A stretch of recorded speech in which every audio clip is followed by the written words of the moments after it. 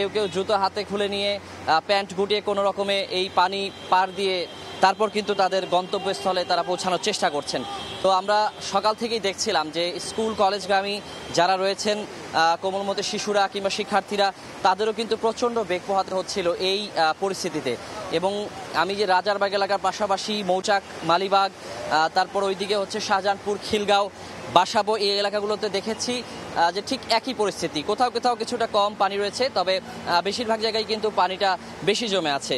এবং আমি আরেকটা পরিস্থিতি দেখলাম, এখানে পানি এতটা জমে আছে যে কিছু কিছু সিএনজি কিন্তু পানি ভেতরে ঢোকে, সিএনজিগুলো কিন্তু চলতে পারছে না, আর অকেজো হয়ে পড়ে আছে। বেশ কিছু বাইকও আমরা দেখতে পেয়েছি যেগুলো এই পানির কারণে তাদের ইঞ্জিন বন্ধ হয়ে গেছে আর স্টার্ট নিচ্ছে না। তো সব মিলিয়ে কিন্তু বলা চলে যে এখানে বেশ দুর্ভোগের একটি চিত্র। আর স্থানীয়দের কয়েকজনের সঙ্গে আমি কথা বলছিলাম, বিশেষ করে যারা এই অবস্থাতেও পথে নেমেছেন কাজের জন্য অথবা জরুরি প্রয়োজনে। তো তারা বলছিলেন যে এই এলাকাগুলো, এই জায়গাগুলোতে সবসময় যখনই বৃষ্টি পড়ে তখনই জলাবদ্ধতার সৃষ্টি হয়।